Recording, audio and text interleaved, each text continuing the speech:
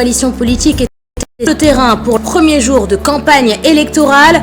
Dans ce journal, nous reviendrons sur le programme du candidat de Benno Bokk Yakaar dans la commune de Nioro, Jim Momatba, qui pour sa campagne a décidé de se tourner vers la jeunesse de la localité.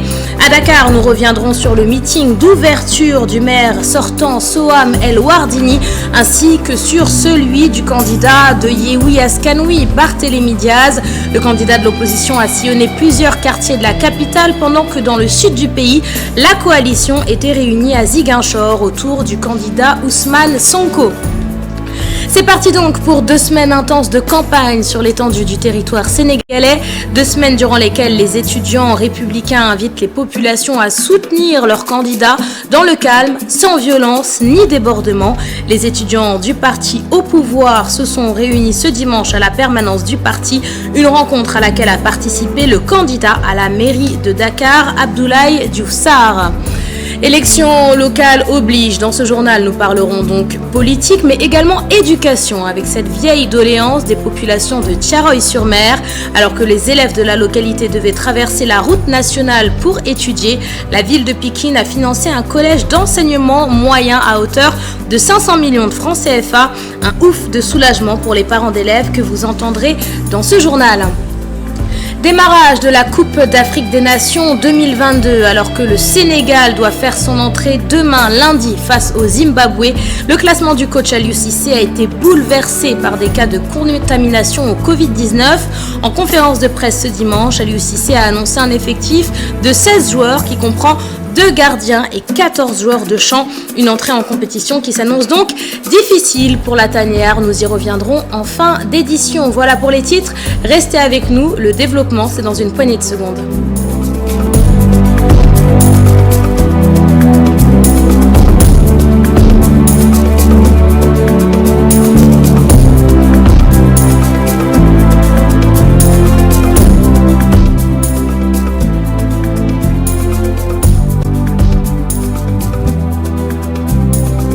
Bienvenue à tous et merci de vous informer sur la télévision Futur Média. Direction la commune de Nioro, c'est dans la région de Kaolack. Sur place, le candidat de la coalition Benno Bokk Yakaar a décidé de se tourner vers la jeunesse et promet de construire un stade qui abritera les prochaines rencontres sportives.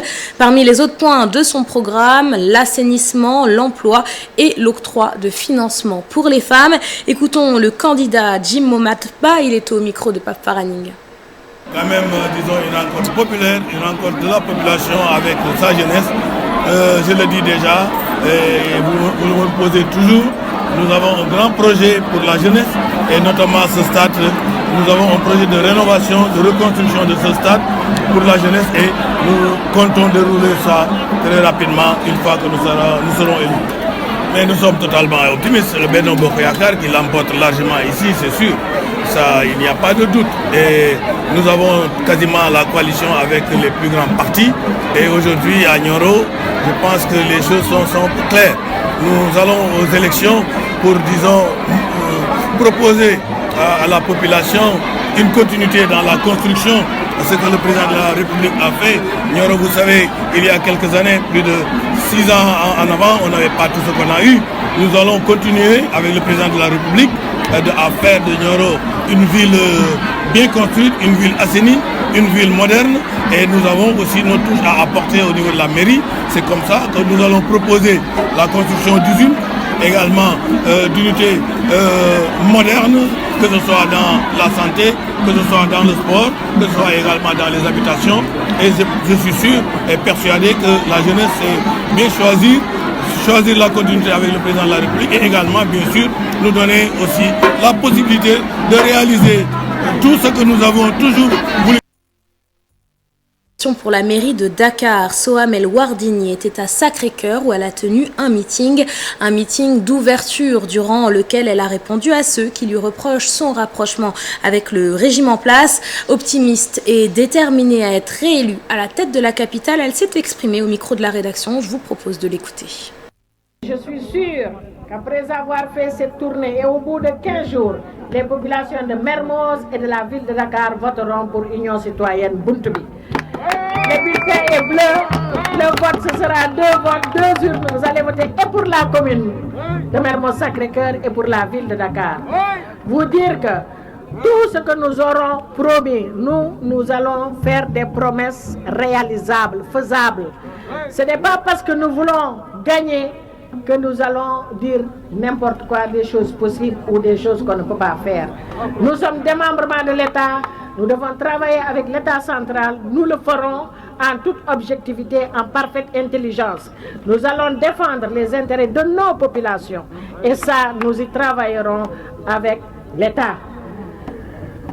Être maire, c'est quelquefois très difficile parce qu'on est partagé entre les besoins des populations et ce qu'on a le pouvoir de faire. Mais il suffit de dialoguer, il suffit de négocier, il suffit d'être en parfaite intelligence avec les gens avec qui on travaille. On ne peut pas être dans un État, dire moi je suis maire, mais je ne travaille pas à l'État. Je ne le dirai jamais, je ne l'ai jamais dit. Quand j'ai été élu maire de Dakar, j'ai tendu la main à tous nos adversaires. J'ai dit que j'allais travailler avec l'État et c'est ce que je fais.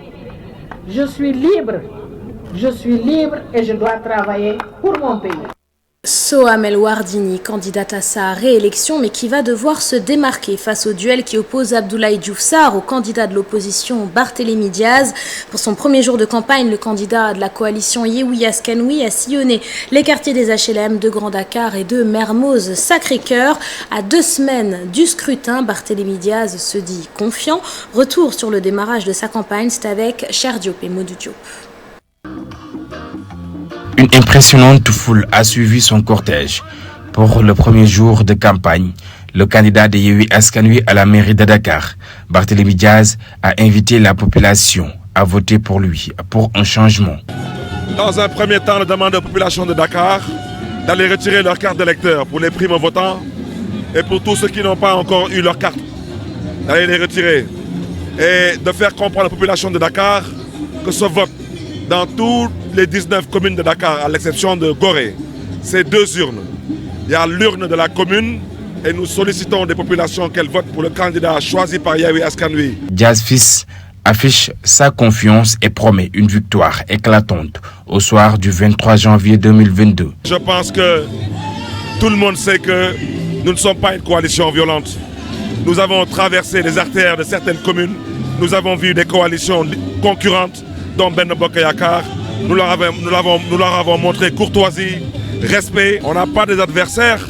On a malheureusement le pouvoir qui a décidé de valider la multitude de listes pour brouiller l'esprit des Dakarois et pour brouiller le vote. C'est la raison pour laquelle nous nous battons pour expliquer aux populations l'importance de ce scrutin. Pour la tenue d'élections transparentes et apaisées, Barthélémy Diaz déclare que le gouvernement n'a pas fait les démarches nécessaires sur le plan de la communication. Les élections, malheureusement, ne seront pas transparentes parce que ce que le pouvoir devait faire déjà en amont pour que les élections soient transparentes par rapport à la communication, par rapport aux inscriptions, par rapport au retrait des cartes, tout ça, l'État ne l'a pas fait.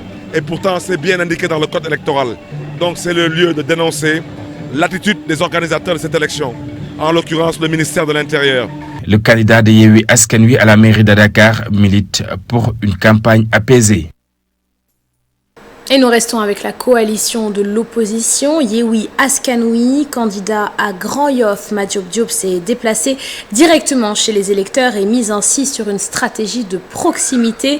Écoutons l'actuel maire de la commune de Grand Yoff et candidat à sa réélection. Ses propos sont recueillis par Pape Faraning.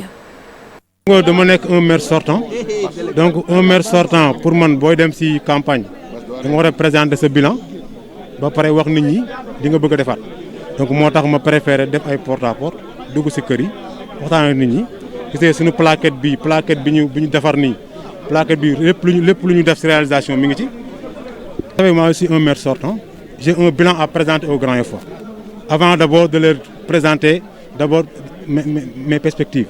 Donc j'ai présenté mon bilan au Grand Yoff. Ils l'ont accueilli vraiment avec sérénité et on a vu que tout le monde est d'accord qu'on a fait quelque chose à Grand Yoff. Maintenant, ce qui reste à faire maintenant, c'est de continuer le chemin. Et pour continuer de chemin aussi, on a des perspectives à présenter au Grand Effort. Donc on a les perspectives, on les a présentées au Grand Effort. Maintenant, si on gagne les élections, nous allons continuer le travail avec la prochaine équipe. Vous avez posé des questions. Mais c'est normal. Mais ce qui est important pour nous, c'est que tout le monde est d'accord qu'on a des réalisations claires et visibles. Maintenant, ce qu'on a à faire maintenant, c'est d'améliorer certains cadres et Inch'Allah, on va le faire.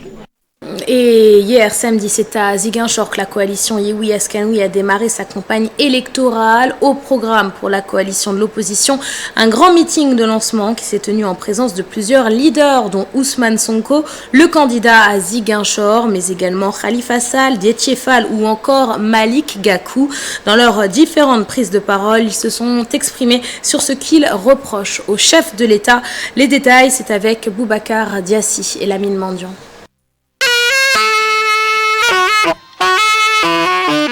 Les principaux responsables de la coalition Yewwi Askan Wi se sont donné rendez-vous à Ziguinchor pour lancer leur campagne électorale. Dans leurs différentes prises de parole, ils ont d'abord critiqué le régime du chef de l'État Macky Sall. Wante alal gu ndaw gi leen sunu borom jox ñu ngi koy dugal ci puukare jënd yére jënd oto jënd etc. te fekk waruñu def loolu. Macky Sall actuellement au Sénégal, c'est ce qu'il est en train de faire. Li mandargal Sénégal bokk na ci li may woowee le présidentialisme néocolonial mooy président yoo xam ne dañoo jàpp ne ginnaaw yàlla ñoom ñooy dogal di buum di bummi di def lu leen neex à la tête du Sénégal. Nous avons des maires loolu bokk na ci li tax. li ëpp ci responsable yu coalition Yewwi Askan Wi sol seeni dàll wuti Ziguinchor ngir mën cee tàmbali seen campagne électorale bi. ci waxtaan bu ñu seex ak seeni militants ñu daldi ci critiquer nguuru président Macky Sall. wante alal gu ndaw gi leen sunu borom jox ñu ngi koy dugal ci puukare jënd yére jënd oto jënd etc. te fekk waruñu def loolu. Macky Sall actuellement À Kaolack, le candidat Serine Mboup a dévoilé son programme en vue de briguer les voix des Saloum Saloum aux élections du 23 janvier prochain. Lutte contre l'insalubrité, contre le chômage des jeunes, mais également amélioration du système de la santé et de l'éclairage public. Pour le démarrage de sa campagne, l'homme d'affaires n'a, on peut le dire, pas lésiné sur les moyens. On l'écoute au micro de Pape Baïdiao. La plupart de nos difficultés, c'est la propriété. La propriété, c'est très facile à régler. Il y a déjà un centre de traitement d'ordures et maintenant accompagner la population pour collecter les ordures et aussi travailler pour assainir, pour faire de l'assainissement, soit un assainissement d'un grand envergure avec l'État ou bien avec la mairie, de le faire petit à petit avec un programme bien défini et en même temps créer beaucoup d'opportunités d'économie, surtout les femmes, de les aider à mieux exploiter les épargnes qu'ils ont, de les aider à se lancer dans l'industrialisation, dans la transformation des produits et dans l'artisanat et aussi le transport et aussi accompagner les daara aussi de se moderniser pour redynamiser Kaolack pour que maintenant les terres. Beaucoup de Kaolackois, ils ont dans leur maison mais ils n'ont pas de papier. Si vous partez au Pelgue, si vous partez partout, ils n'ont pas été lotis. C'est au nom de l'État ou bien au nom de la mairie. Une personne va se réveiller pour aller faire ce qui combine et demain retrouver propriétaire.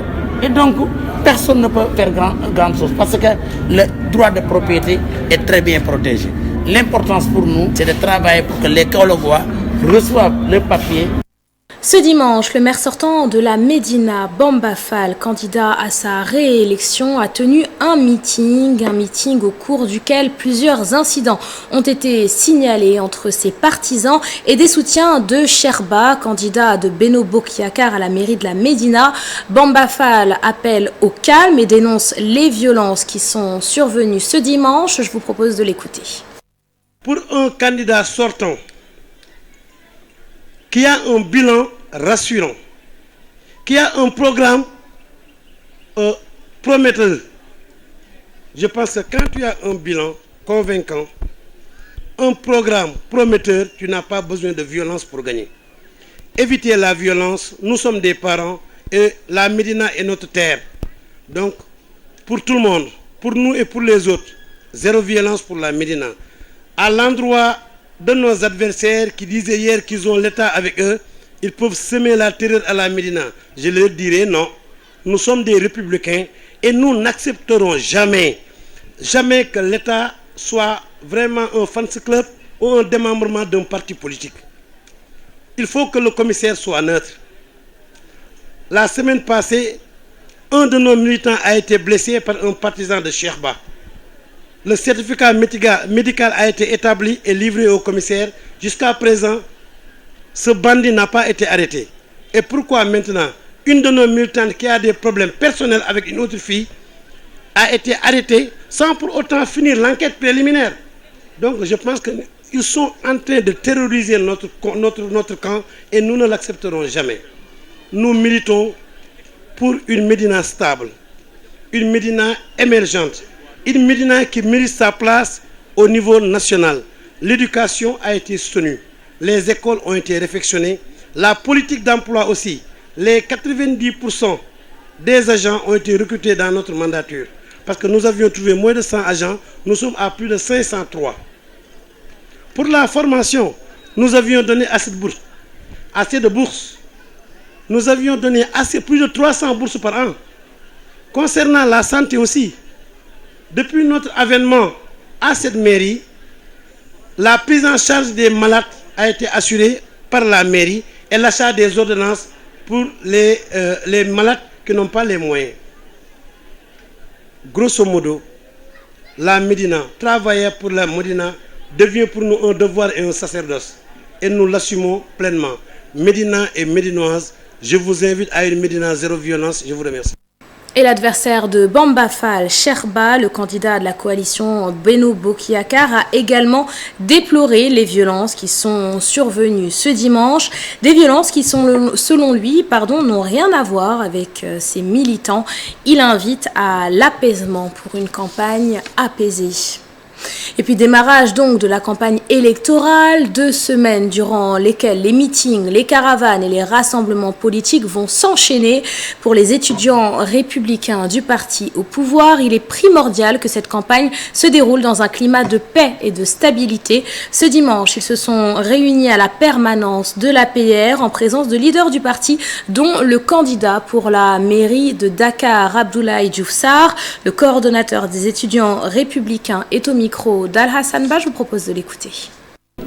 Je vous exhorte, chers camarades du maire, dans toutes les contrées du Sénégal, à vous mobiliser derrière les candidats de Benno Bokk Yakaar pour une victoire éclatante au soir du 23 janvier 2022.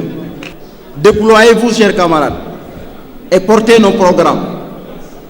Expliquez aux populations le projet et veillez à ce que nulle contre-vérité émanant de cette opposition malsaine, malhonnête et admise dans un sommeil profond ne prospère. Nous avons noué une alliance pour la République, aujourd'hui comme hier, en privilégiant la paix, la stabilité et en bannissant la violence sous toutes ses formes. Continuons de faire de cette alliance un viatique traduisant une volonté commune et un engagement démesuré dans le dessein de faire triompher la vision du président Macky Sall.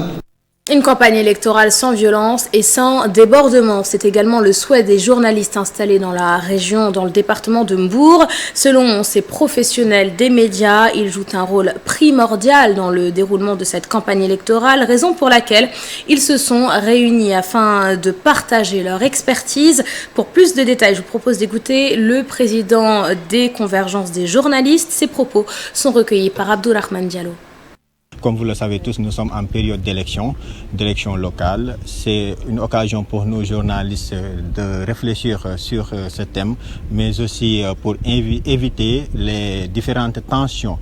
Comme vous le savez, le Sénégal, on a tendance à avoir des tensions politiques. Récemment, il y avait des manifestations le mois de mars dernier. Et pour éviter tout cela, nous nous sommes dit, nous allons nous réfléchir sur le thème, essayer d'inviter nos doyens de s'exprimer et de parler sur l'essentiel de ce thème. Et je rappelle qu'aujourd'hui, donc, comme vous le savez, nous avons un candidat qui nous a fait l'honneur de venir et d'entendre aussi ce qu'on a besoin de pour des élections apaisées en tant que journaliste, mais aussi en tant que membre, donc en tant que aussi citoyen et fils de ce pays. C'est pour cela qu'on est là et c'est un groupe qui regroupe tous les journalistes venant de Ziguinchor, de Thiès, de Dakar, mais aussi de Mbour et c'est la raison pour laquelle nous sommes là. Nous restons avec les professionnels des médias et cet avertissement du Conseil pour l'observation des règles d'éthique et de déontologie dans les médias. Alors que la campagne pour les élections locales a démarré hier, samedi 8 janvier, le CORED a publié un communiqué ce dimanche pour faire part de son étonnement suite à la publication des unes des quotidiens LAS, Vox Populi, Li Quotidien, Source A et Critique qui ont tous les 5 consacré leur page de couverture au candidat de la majorité présidentielle pour la mairie de Dakar, Abdoulaye Diouf Sarr. D'après le communiqué, le CORED se demande comment 5 quotidiens peuvent se retrouver à consacrer le même jour leur une à une seule et même personnalité sans qu'aucun événement particulier ne l'explique. Une campagne électorale étant un moment où les appareils politiques font des offres de programmes aux citoyens, le CORED invite les médias à veiller à l'équilibre entre les différents candidats afin que soit respectée la règle du pluralisme, l'un des fondements majeurs de la démocratie. Le CORED invite donc les médias à s'inscrire dans cette dynamique et leur rappelle l'article 19 du Code de la presse selon lequel le journaliste ne doit accepter aucun avantage ou aucune promesse qui pourrait limiter son indépendance professionnelle ou l'expression de sa propre opinion. Le CORED finit son communiqué en affirmant qu'il va poursuivre son monitoring et assure que les médias coupables de manquements seront attraits au besoin devant son tribunal des pairs. Parlons à présent du programme d'urgence et d'insertion socio-professionnelle des jeunes, un programme lancé par le chef de l'État en avril 2021. Dans le département de Linguère, 300 jeunes ont été formés sur différentes techniques de plantation, une formation organisée par le ministère de l'Environnement et du Développement durable. Les détails, c'est avec Mamadou Moustapha Ndiaye et Sidi Thiam. Après Yaoundé et Douala, Bafoussam est la 3e plus grande ville du Cameroun. Située en altitude dans la partie ouest du pays, ici, la population se prépare à accueillir les pays qui composent le groupe B de la CAN Cameroun 2021. À Bafoussam, la passion du football est une réalité. Et veuillez nous excuser pour cette erreur. Je vous le disais en titre, enfin un collège d'enseignement moyen pour la commune de Thiaroye-sur-Mer, une infrastructure qui aura coûté 500 millions de francs CFA à la ville de Pikine et qui procure un véritable ouf de soulagement aux parents d'élèves. Jusque-là, ils devaient traverser la route nationale 1 pour que leurs enfants puissent étudier dans les établissements des communes voisines. Direction Thiaroye-sur-Mer, c'est avec Ndongoka. Les collégiens de Thiaroye-sur-Mer n'auront plus besoin de se rendre dans une autre commune pour étudier dans un CM. Désormais, la commune dispose d'un collège flambant neuf. Tout simplement, ces enfants avaient des problèmes pour aller ailleurs, traverser la route. Ils ne vont plus le faire. Ils n'avaient pas la possibilité de venir manger à midi et rester jusqu'au soir pour venir fatigués, épuisés. Ils ne pouvaient même pas continuer à faire donc les cours à la maison. La réalisation de ce joyau est entièrement prise en charge par la ville de Pikine. C'est un collège, je tenais à le dire, qui est déjà fonctionnel, avec un équipement complet, CM d'un niveau R+2, qui a été construit sur 2000 m². La ville de Pikine ne compte pas s'arrêter là. Elle se mobilise encore pour l'érection d'un lycée à Dalifort. Nous voulons et nous demandons au ministre de l'Éducation nationale de nous accompagner pour la construction d'un lycée dans la commune de Dalifort. La même démarche est imitée par Mamadou Gueye Adji de Thiaroye Kaw. La tête de liste communale de Benno Bokk Yakaar a offert une salle informatique à l'école élémentaire Lansar A. Conscient de l'importance du digital aujourd'hui et demain, nous avons pensé qu'il est un impératif de construire une salle informatique à offrir à nos cadets, à nos neveux, à nos enfants qui aujourd'hui sont les apprenants que nous avons été il y a quelques années de cela. À Pikine Est également, le maire s'engage dans la même dynamique. Issa Diop s'illustre par l'inauguration d'un poste de santé à la cité pépinière. Donc à savoir des matériels de radiographie mais aussi quelques lits donc, et une couveuse je pense. Donc il y aura aussi une dotation en médicaments que nous allons aussi faire pour les deux postes, mais aussi pour le centre de santé. Au-delà de la construction qui a tourné autour de 40 millions. Par ces actes posés, ces responsables politiques veulent démarrer fort la campagne électorale.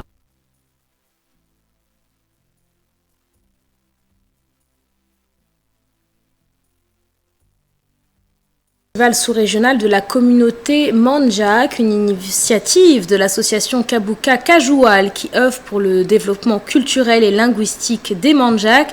L'association compte plus de 5230 membres répartis entre le Sénégal, la Gambie et la Guinée-Bissau. Ibou Diouf et Amadouba ont assisté à l'événement. Je vous propose de suivre leur reportage.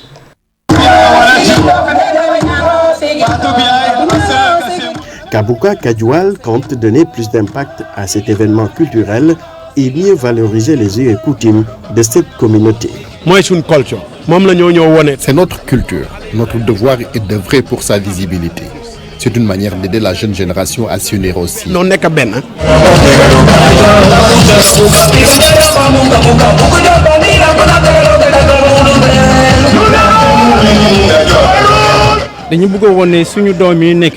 Nous voulons montrer à nos enfants l'importance de la culture. Ces jeunes méconnaissent ces valeurs. La communauté Mandjak se retrouve dans cette organisation qui regroupe des membres venus de la Gambie, de la Guinée-Bissau et ceux du Sénégal. Au-delà de l'unité, nous voulons que les jeunes parlent leur langue. Nous avons la chance de bien parler cette langue. Il faudrait transmettre le terme.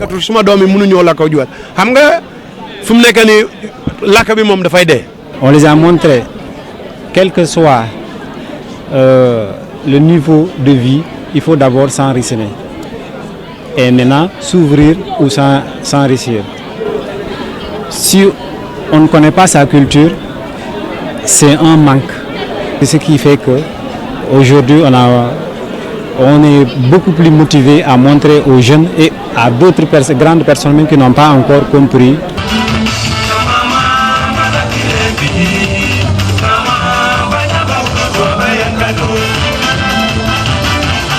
Oui, aujourd'hui, ce n'est pas seulement montrer aux jeunes la culture, mais aussi, il faut montrer que nous avons des chanteurs. Nous savons chanter, nous savons danser. Les enfants même et les miss même ne connaissaient pas. On les a appris qu'est-ce qu'une danse traditionnelle de notre ethnie. Elles ont appris et c'était magnifique.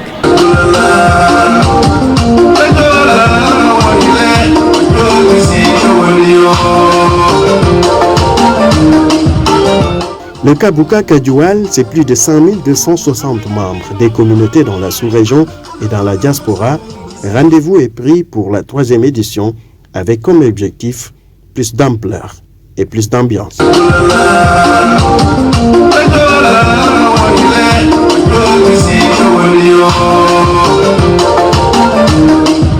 Ce que je peux dire aujourd'hui à la zone, c'est de s'ancrer dans la culture. Parce que plus on s'enracine dans la culture, plus on cultive des valeurs très riches. Plus on connaît aussi la valeur de la personne humaine même. Et on peut s'intégrer n'importe où vous pouvez vivre. Vous pouvez partir n'importe où dans le monde et vous allez vous intégrer facilement parce que déjà vous connaissez votre culture. Donc pour s'intégrer face à l'autre, ce sera facile. Des pas de danse, des objets témoins de l'histoire de leurs ancêtres, une mobilisation pour magnifier une culture. L'association Kabuka Kajual milite pour le développement culturel et linguistique des Mandjak.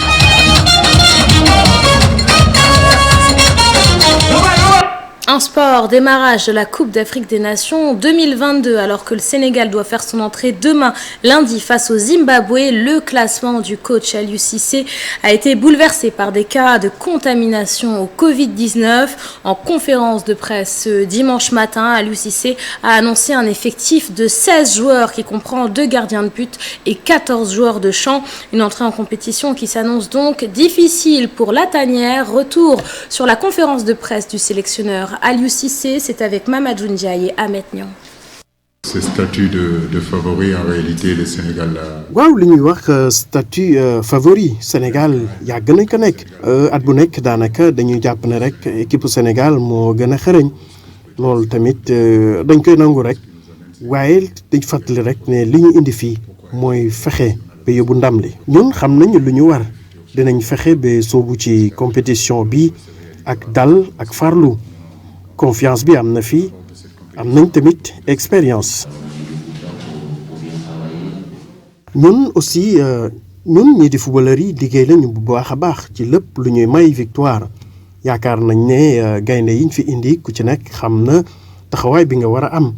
Et puis premier jour de compétition réussi pour le Cameroun, pays hôte de cette CAN 2022. Le Cameroun s'impose devant le Burkina Faso sur le score de 2-1. Un doublé de Vincent Aboubakar sur penalty. Retour sur cette rencontre avec Marcel Farba Maroun. Suite à un tacle mal maîtrisé. Comme en 1998, Camerounais et Burkinabés ouvraient le bal à l'occasion, cette fois, de la 33e édition de la Coupe d'Afrique des Nations organisée au Cameroun. D'entrée, l'intensité se faisait ressentir. Steve Yago écope dès la première minute d'un carton jaune suite à un tacle mal maîtrisé. Le rythme est toujours, l'intensité ne manque pas, mais le beau jeu laisse à désirer. On assiste à de rares occasions comme cette frappe manquée de Toko Ekambi à la 10e après une sortie ratée du gardien Kofi. Il faut attendre la 23e pour voir la première véritable occasion côté burkinabé. Bertrand Traoré place un coup de tête. Sauvé par Nou Tolo sur sa ligne, l'action se poursuit et Sangaré tente un centre-tir qui échoue sur la barre. Mais Bertrand Traoré hérite du ballon côté droit et place un centre rentrant. Erreur d'appréciation d'Onana qui manque sa sortie. Sangaré en profite pour mettre le plat du pied. 1-0. Les Camerounais réagissent et obtiennent un pénalty après vérification à la VAR. Bertrand Traoré déstabilise Zambo Anguissa et Vincent Aboubakar prend Kofi à contre-pied à la 40e. Alors qu'on joue les arrêts de jeu de la première période, Nou Tolo déborde sur son côté gauche, centre et obtient un nouveau pénalty, après ce ramassage de Dayo. Aboubakar prend une nouvelle fois Kofi à contre-pied à la 48e de la première mi-temps. 2-1. Au retour des vestiaires, plus de round d'observation. Bertrand Traoré hérite d'un lointain coup franc et tente sa chance, mais son tir flottant est repoussé par Onana. À la 55e, Bayala reprend une frappe suite à un cafouillage dans la surface camerounaise. Elle est cependant repoussée par la défense des Lions indomptables de justesse. Malgré quelques occasions de part et d'autre, le score n'évoluera plus. Les Lions indomptables enregistrent leurs 3 premiers points avant leur deuxième sortie, jeudi face à l'Éthiopie, tandis que le Burkina Faso devra mieux faire, le même jour, face au Cap-Vert. Et voilà pour la Coupe d'Afrique des Nations qui s'est donc ouverte ce dimanche à Bafoussam au Cameroun. Nous y reviendrons dans nos prochaines éditions et vous pourrez le suivre avec les programmes qui lui seront dédiés. Voilà, c'est la fin de cette édition. Merci de l'avoir suivi. Merci de votre fidélité. Je vous souhaite de passer un excellent dimanche soir en compagnie des programmes de la télévision Futur Média.